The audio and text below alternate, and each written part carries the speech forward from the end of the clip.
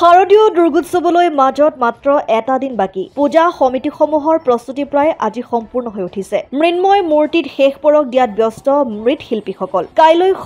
ষষ্ঠীত দেৱী পাতত তোলাৰ পাছতেই মহিষমৰ্দিনী দেৱী দুৰ্গাৰ আৰাধনাৰে মুখৰিত হৈ পৰিব সমগ্ৰ ৰাজ্য ন চিন্তাৰে ন থিমেৰে সজাই পৰাই তুলিছে পূজা মণ্ডপসমূহ আকৰ্ষণীয় হৈ জিলিকি পৰিছে ৰাজ্যৰ প্ৰতিখন পূজা মণ্ডপ এয়া টিয়কৰ হাঁচৰাৰ ঐতিহাসিক পূজা মণ্ডপৰ পৰিৱেশ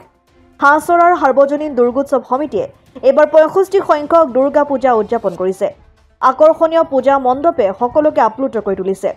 উল্লেখযোগ্য যে আধুনিকতাৰ লগত খাপ খুৱাই ৰাইজক আকৰ্ষিত কৰিবলৈ পূজা মণ্ডপৰ তোৰণখন অসুৰে আবৃত কৰি তৈয়াৰ কৰিছে আৰু প্ৰতীকী ৰূপত এই অসুৰ বিনাশ কৰি মা গোসানীয়ে সমাজৰ সকলো অসূয়া শক্তি বিনাশ কৰিব বুলি মত প্ৰকাশ কৰিছে উদযাপন সমিতিয়ে ইফালে পূজা আৰম্ভণিৰ দিনাৰ পৰাই উৰুলি আৰতি শংখ বাদন আদি প্ৰতিযোগিতা আয়োজন কৰি নৱপ্ৰজন্মৰ মাজত আধ্যাত্মিকতা বৰ্তাই ৰখাৰ প্ৰয়াস কৰিছে সেয়ে প্ৰতিটো দিনৰ কাৰ্যসূচীৰ সকলো ৰাইজৰে সহায় সহযোগিতা কামনা কৰিছে উদ্যোক্তাসকলে আজিকালি কথাটো হৈছে যে আধ্যাত্মিকতাৰ লগতে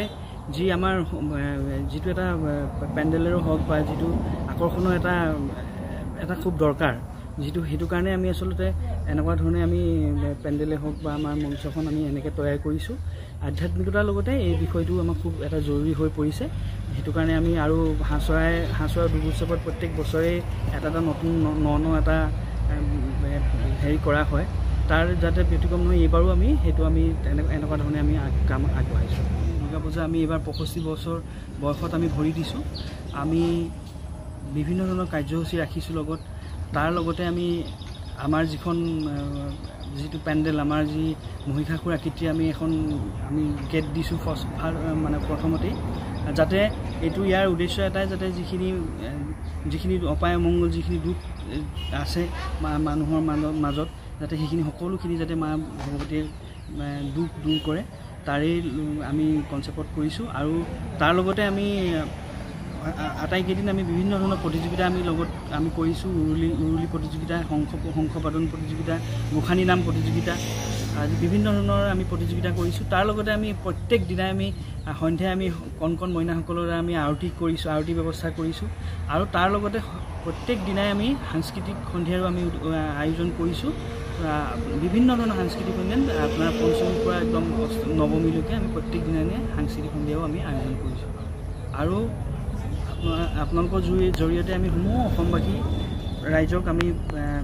পূজাৰ উলগ জনাইছোঁ আৰু তেওঁলোকৰ পৰা সহায় সহযোগ আৰু আমাৰ পূজাখনলৈ আমি তেওঁলোকক নিমন্ত্ৰণ জনাইছোঁ অসম আদিত্য টিয়ক NKS হুণ্ডাইলৈ স্বাগতম নৰ্থ ইষ্টৰ প্ৰথম GDSI 2.0 ফিচাৰ্ছ ডিলাৰ হৈছে NKS হুণ্ডাই অত্যাধুনিক সা সুবিধাৰে তৈয়াৰী most আপডেটেড হুণ্ডাই ডিলাৰ এতিয়া ডিব্ৰুগড়ত আমাৰ NKS হুণ্ডাই ডিলাৰত open sales consulted room customer ৰুমৰ লগতে পুৰণি গাড়ীৰ এক্সচেঞ্জ ফেচিলিটিও ৰখা হৈছে ইয়াত সেলছৰ লগতে সাৰ্ভিস সেক্টৰৰ সুন্দৰ সুবিধা আছে প্ৰয়োজনীয় সকলো এডভান্স টুলছ হুইল বেলেন্সিং এলাইনমেন্টৰ অত্যাধুনিক machine post hydraulic lift fully ট্ৰেইনমেন পাৱাৰৰ লগতে nitrogen gas filling facility fully automatic car ৱাছৰ ফেচিলিটিও আছে লগতে NKS হুণ্ডাই ডিলাৰে কাস্টমাৰ সকলৰ সুবিধাৰ্থে মোবাইল সাৰ্ভিস ভেনৰো ব্যৱস্থা ৰাখিছে য'ত হাইড্ৰলিক লিফ্ট ৱাছিং facility wheel balancing tyre pressure check কৰাৰ লগতে বহুখিনি সুবিধাই উপলব্ধ আছে NKS হুণ্ডাইলৈ আহক আৰু সুবিধাসমূহ গ্ৰহণ কৰক